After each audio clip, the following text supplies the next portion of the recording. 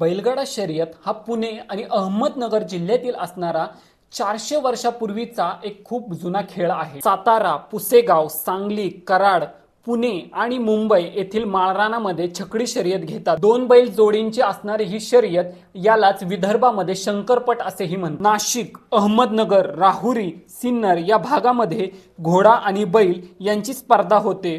यालाच घोडा आणि बैलाची शर्यत म्हणतात। इचलकरंजीमध्ये नारायणराव घोरपडे यांच्या सरकारपासून बैल आणि लाकूडची शर्यत चालू आहे, ज्याला लाकूड ओढण्याची बैलाची शर्यत असे म्हणतात। सांगली, कोल्हापूर आणि कर्नाटकचं विजापूर, अथनी, कागवाड या भागामध्ये आरत परत ही बैलाची शर्यत भरवतात। कोल्हापूरचा आजरा, गारगोटी, पन्हाळा, शाहूवाडी आणि गगनबावडा त्याचप्रमाणे राधानगरी येथे संपूर्ण पाण्याचा चिखल करतात आणि त्यामध्ये चिखलगुटा ही बैलाची शर्यत भरवतात। कोकणच्या सुंदर अशा किनारपट्टीवर बैलांची शर्यत भरते, ज्याला आपण किनारा शर्यत असे म्हणतो। दुर्गच्या भागामध्ये बैलांची टक्कर ही सुद्धा शर्यत भरवली जाते। तुमच्या भागामध्ये बैलगाडा शर्यत ही कशा प्रकारे भरवली जाते हे सुद्धा कमेंट बॉक्समध्ये नक्की कळवा।